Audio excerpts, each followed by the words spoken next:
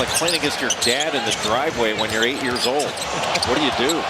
Wemby 3, you bet! Plus the foul! Dude, how did we get here, bro? From plumbers and electricians getting off their 9 to 5 to come and drop folks off to a 7'6" alien putting niggas in the rim. I would like to reiterate the question, bro. How did we get here? Well, fellas, that's for a real nigga like me to answer and a little nigga like you to listen. So without further ado, let me take y'all on this journey to seeing the evolution of scoring in the NBA. So without further ado, fellas, sit back, relax, and watch me work that magic. Yeah. Get the fuck about my phone with your hating ass. Yes, the 60s where basketball was at its most primitive form, you feel me? No carrying, your hand had to be directly on top of the ball. Folks were moving with no type of swagger, no type of pizzazz whatsoever, including the coaches. They didn't even know what the fuck they were doing. Time means good back in the day, so I don't give a fuck if you were averaging 30 points like Jerry West and Elgin Baylor, or even a triple-double like Oscar Robertson. Get that motherfucking ball to Wilt Chamberlain, my nigga. And get that ball to Wilt they did, becoming the most dominant scorer in that era, averaging a whopping 34 points during the 60s and 50 points in the 61 and 62 NBA season. Nigga was so dominant, he even got 100 points in the game. Allegedly.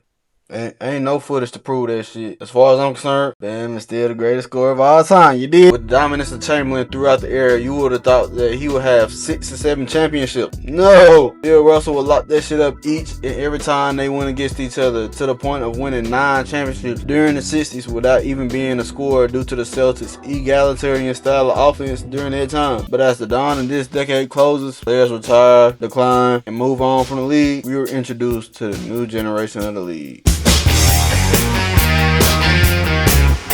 Yes, the most parity-filled era of the NBA, where the game of basketball was finally transitioning into the game we know and love today, bro. The ABA, the rivalry of the NBA, merged, bringing in all new coaching styles, rules, and players to the league, making the league way more exciting than it was, you feel me? Folks like Julius Erving catching bodies 24/7. Muscling his way for that rebound. Irving on a move. George Gervin becoming a prototypical archetype for the modern day forward in today's league. Hey, look, that's a playground shot. But let me tell you something. This is the kind of shot that Gervin used to practice 1,000. Mr. P was looking like Steph before Steph pulling up from deep.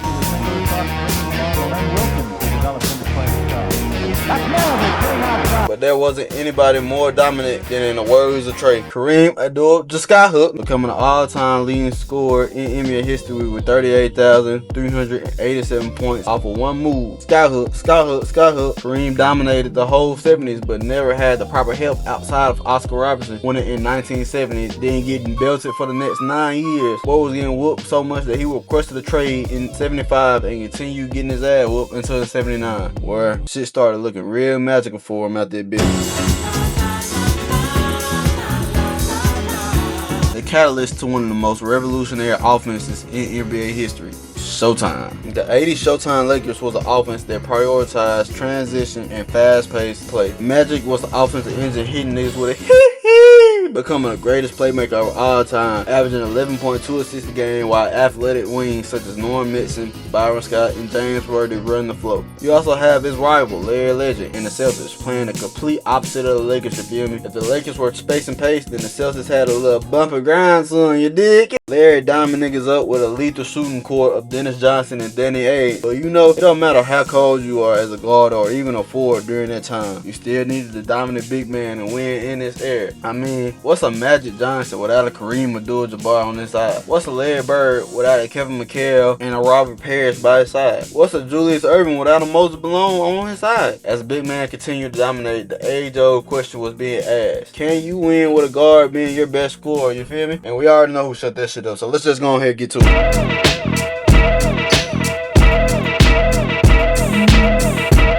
Yeah, IT won 2 championships, nigga, but ain't nobody really worried about that nigga. We talking about the GOAT right now, bruh. As rules change and defense becomes even more tougher, mainly because niggas want to act like they playing football rather than hooping, MJ proved that guards can win championships, averaging 32 points throughout the 90s with a variety of different moves. How you want it, bruh? Post ups. Five have Steve Kerr on the floor for the first time.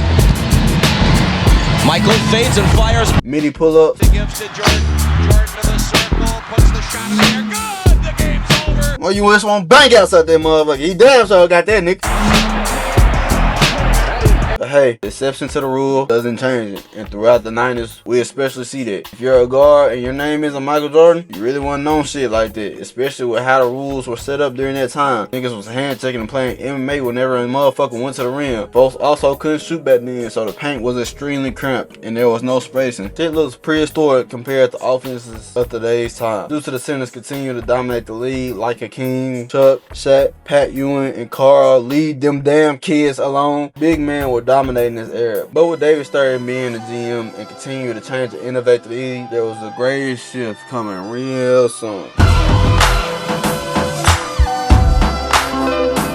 In the 2000s, David Stern looked at the league and realized that we may have a fucking problem. Niggas wasn't watching the games no more, man. The face of the league retired, leading to a drop in television rating across the board. First, he removed hand checking, removing a lot of the physicality from the game, making it easier for guards to score. Secondly, he had a defensive 3-second rule where big men could not sit in the paint for more than 3 seconds unless they were guarding somebody close by. This opened the paint up tremendously for guards and forwards to get into the lane. Allen Iverson, Kobe Bryant, Tracy McGrady, and D-Wade were all cooking during the 2000s. Post players may not have been a focal point of the offense during this time, but there were still plenty of them hooping like they were, my nigga. Dirk, KG, Timmy D, Shaq were all hooping, giving us a variety of different play styles to enjoy. If you a whole head that wanted to watch slow post game, you got it. But me, you'll watch a real deal bad work going on in that bitch, and there isn't any era that personifies that like the 2010s.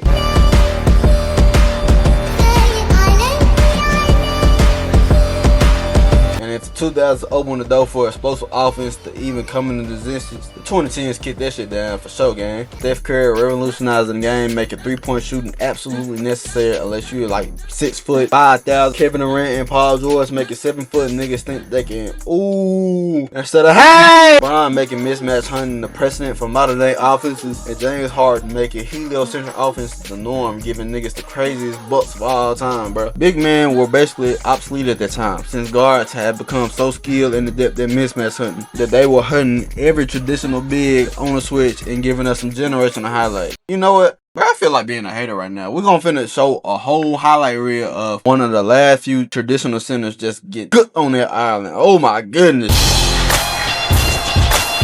Oh, right before he had Steph Curry. Sweet spot this year. You mentioned this. Shit, Rudy, what the fuck, man? Current day, bruh, this show don't get no better for him, bruh, cause he going to get some goddamn hoopers out there, bitch. Yeah. We just keep going, man. We don't keep shit. Bro, why is this 7'6" niggas doing step backs and hezzy pulls? Why is this fat ass nigga making fadeaway threes at the buzzer, bro? Why is this 6'6" nigga falling all over the place? I don't get it. In the 2020s, offenses has become the most efficient that they have ever been. Analytics has maximized offenses, so no more long tools. Take a damn step back. We're shooting at 3-point. No more midi pulls, Melo. Take your ass home. We going straight threes and drives, bro. You think you getting the ball on the block? Man, you better come set that damn pick and roll to the basket, nigga. Straight threes and layups, unless you the top nigga on the team, leading to some of the most efficient basketball we have ever seen. But there seems to be a shift recently with physical defense seemingly making a return, and I can't wait to see the evolution of offenses and how they go from here. Subscribe, ho ass nigga, please. Okay, I'm out. Peace.